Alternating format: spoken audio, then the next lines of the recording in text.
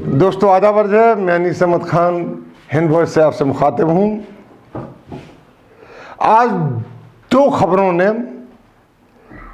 अखबार की दो खबरों ने ध्यान बहुत ज़्यादा खींचा है। उसमें जो है चीन के में जो तनाव के बीच रक्षा मंत्रालय की वेबसाइट से डोकलाम संकट के बाद की सभी मासिक जो रिपोर्ट है वो हटा दी गई हैं। ये इंडियन एक्सप्रेस की खबर थी।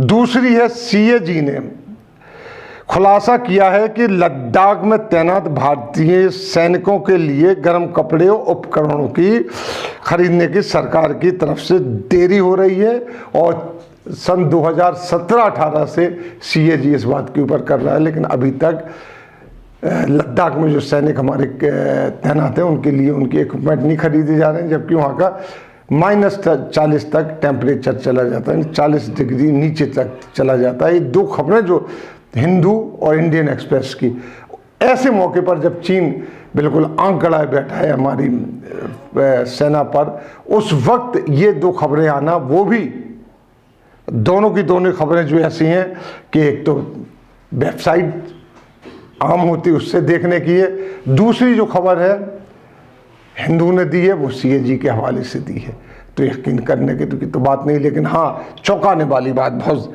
ज़्यादा है। खबर में आगे बढ़ने से पहले मैं आपसे अपील करना चाहता हूँ कि आप हिंद वॉइस देख रहे हैं तो इसे ज़्यादा से ज़्यादा सब्सक्राइब कीजिए, अपने दोस्तों से भी कहिए, और पीटीएम जो चल रहा है उसमें हमें अनुदान राशि भेजिए जो हम आपको अच्छी खबरें, इससे अच्छी खबरें दे सकें, क्योंकि हम लोग श्रमजीवी पत्रकार हैं। आगे खबर में पढ़ते हैं कि पहली रिपोर्ट अखबार द इंडियन एक्सप्रेस की है। भारत और चीन के बीच जो लद्दाख की एलएसी है, पिछले 5 महीनों से तनाव जो है कि बढ़ता चला जा रहा है। रक्षा मंत्रालय चीन और भारत के तनाव को ज़्यादा जानकारी देने से बचता रहा है, खासकर ऐसे इलाकों की जहाँ चीन अपना कब्जा और दावा मानता है, कहता है कि हमारे यहाँ दावा हो गया, उनकी तो खब जानकारी देने से बचता है। यहाँ तक कि डोकलाम के पहले टकराव जिसमें हमारे 20 जवान शहीद हुए थे, उसके बाद से अब तक हमारे प्रधानमंत्री मोदी जी ने इस टकराव की न कोई चर्चा की है, न चीन की कोई बात की है। अब रक्षा मंत्रालय ने 2017 के बाद से अब तक की सारी जो मंथली रिपोर्ट होती है वो वेबसाइट से भी हटा दी है, जिनमें वो रिपोर्ट भी शामिल है जिसमें चीन और भारत के बीच तनातनी का जिक्र था। यहाँ तक कि जून महीने में जो कि वो रिपोर्ट जिसमें चीन द्वारा हमारे सैनिकों पर हमला का जिक्र था। गालवान घाटी की रिपोर्ट उसको भी हटा लिया गया है, जिसमें चीन और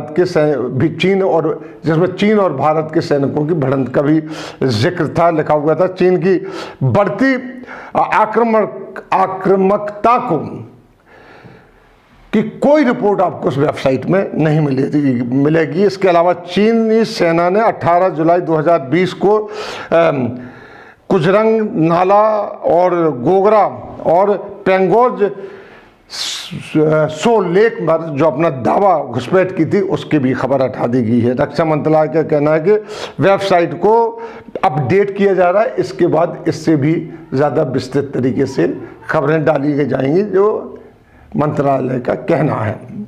उसी के साथ द हिंदू की रिपोर्ट की तरफ बढ़ते हैं कि अखबार के अनुसार सीएजी की रिपोर्ट को सियाचिन लद्दाख, जहाँ -0 डिग्री पर टेम्परेचर रहता है, वहाँ तैनात सैनिकों के लिए गर्म कपड़े उपकरण नहीं खरीदे गए हैं और उनकी कमी है। इस सीएजी की रिपोर्ट है। इस रिपोर्ट के आते ही जो संसद की पब्लिक अकाउंट कमेटी होती है, जिसके अध्यक्ष सांसद विपक्ष का सांसद होते हैं और नेता कांग्रेस रंजन चौधरी हैं, उन्होंने पीएसी यानी पब्लिक अकाउंट कमेटी को लद्दाख जाने की इजाज़त मांगी है सरकार से, हमें जाने दो, देखने दो कि वहाँ के हमारे सैनिकों की स्थिति क्या है, जिसमें वो -0 डिग्री पर देश की रक्षा कर रहे हुए हमारे सैनिकों की स्थिति का जायजा ले सकें। सीएजी की रिपोर्ट के सिलसिले में chief of defence staff 2 bar PAC के सामने अपने बयान भी दे चुके हैं, बता चुके हैं कि कैसी हालत है। इसके बावजूद भी सीएजी ने ये रिपोर्ट जाहिर की। सीएजी की रिपोर्ट के अनुसार 2015-16 से लेकर 2018 तक ठंडे स्थानों पर तैनात सैनिकों के कपड़े, उपकरण, बर्फ में देखने वाले चश्मे ये मुहैया नहीं कराए गए हैं पूरी तरीके से, जबकि इन स्थानों पर ठंड के बढ़ते ही टेम्परेचर 30 और 40 डिग्री नीचे पहुंच जाता है। ये स्थिति हमारे सैनिकों की है। हम बड़ी बड़ी बातें कर रहे हैं, बाहर से विदेशों से बड़ी बड़ी इक्विपमेंट मंगा रहे हैं, लेकिन हमारे अपने सैनिकों के लिए क्या है वो ये देख लीजिए। मेरी खबर नहीं है, द हिंदू की खबर है और CAG से उन्होंने उठाई है।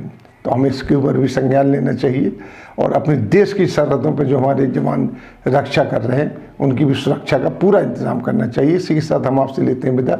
अगले अंक में फिर हाजिर होंगे, तब तक के लिए दीजिए हमें इजाज़त।